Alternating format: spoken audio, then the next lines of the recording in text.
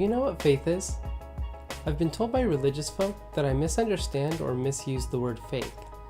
They tell me that faith has a specific definition, but I've found that nearly every theist gives me an idiosyncratic definition of the word. With so many versions of faith, it's no wonder that I seem to have misplaced mine. Unfortunately, I don't think their corrections are meant to increase understanding, but are used as a means of hijacking the term for their own purpose and convoluting the concept so it can't be easily understood. In most cases, I don't think this is conscious or intentional, but I think it's time to clean up the mess around the word faith. Today, I want to take a look at the common uses and official definitions of the word to see what faith really is. When I ask a theist what faith is, the most common answer I hear is trust. In my opinion, this is probably the best description of faith, but it isn't the only definition or use of the word.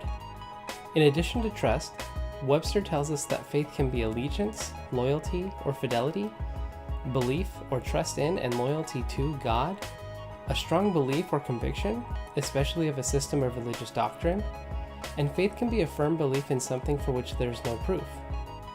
Although these are the official definitions of faith, it has several colloquial uses too. For example, to take something on faith means to accept it without questioning.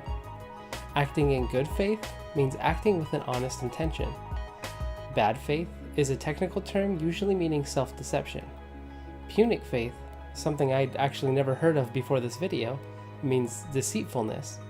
And if you've seen Indiana Jones, then you may remember the leap of faith.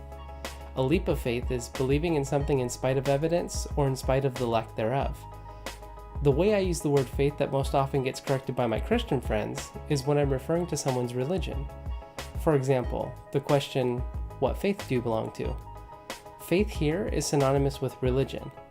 People of the Christian faith belong to Christianity, people of the Muslim faith belong to Islam, and people of the atheist faith. Wait a minute, atheists don't have faith in this sense, contrary to what some may tell you. Faith means a lot to the religious, especially Christians. Faith, as it is commonly understood in Christianity, comes from the New Testament and is used primarily to denote trust or confidence in God. In fact, the word faith in this sense comes from the Greek word pistis, meaning trust or belief. The Old Testament doesn't include the word faith nearly as often as the New, and when it does, it's translated from a different word used to convey loyalty, not belief. However, faith means so much more to a Christian than simply belief in God.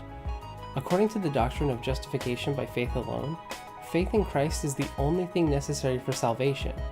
This idea is supported by scriptures such as Ephesians 2:8 and 9, which says, "By grace are you saved through faith, not of works."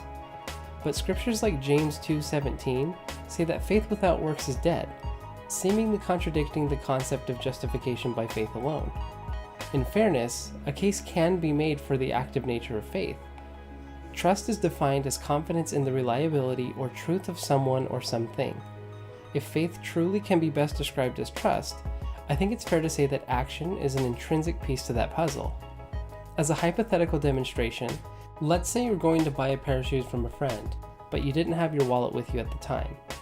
You explain to your friend that you don't have your wallet, but you'll pay them when you have the money with you. Your friend then tells you, "Yeah, that's great, I trust you, but you'll have to pay me up front." I know it's only a hypothetical situation, but it shows how one could say they have trust, but they don't demonstrate that with their actions.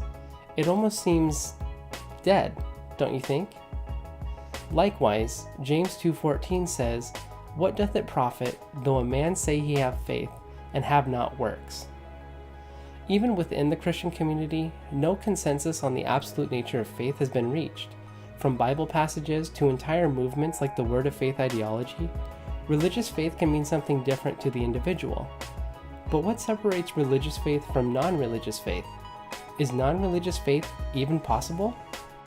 Although in many religions, faith exists in the context of God, the word can be used to express a confidence in and hope for people or humanity in general. For example, my parents told me often that they had faith in me when I was younger. Coaches tell their athletes that they have faith in them.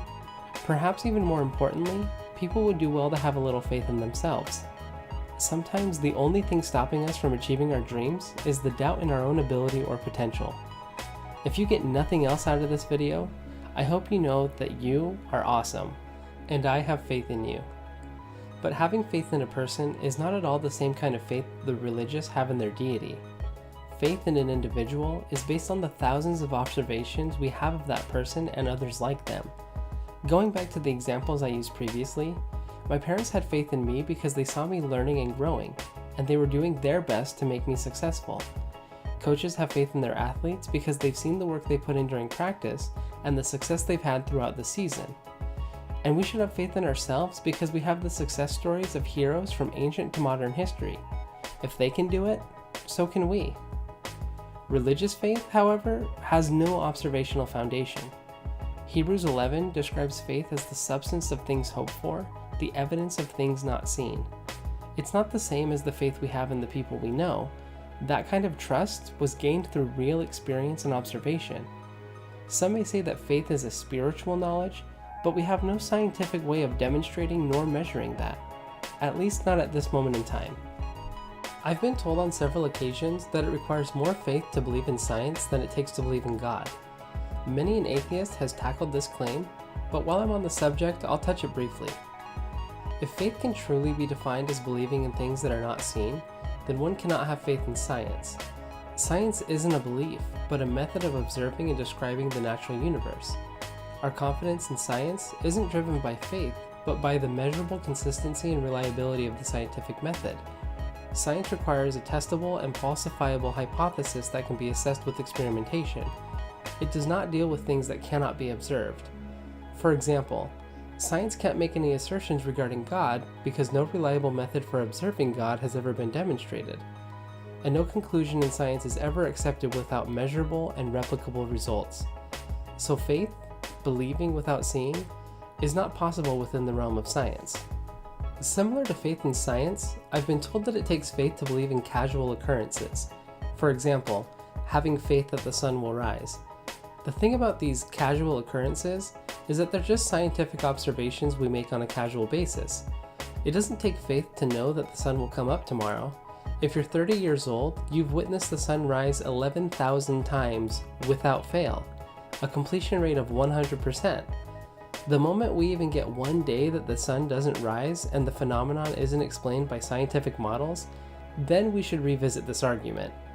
Even then, and I don't know about you, but I'd take 11,000 to 1 odds on most days. I might even stake my soul on it. We've covered a fair deal of faith definitions and expressions today. We've looked at what faith means, how it's used, and even taken a look at a couple of things that faith is not. Based on the definitions and the real-world uses of the word, I don't think faith is restricted to a single definition, but has many uses: religious, non-religious, and colloquial. I think the concept is generally agreed upon in many aspects, but it's important to keep in mind the different ways that one might use the word to avoid miscommunication and equivocation fallacies. If you think it takes a leap of faith to believe something I said, leave a comment below, but do so in good faith. Like everyone, I'm prone to make errors, and I'll be sure to make corrections when necessary. If you think I presented the topic faithfully, give this video a like.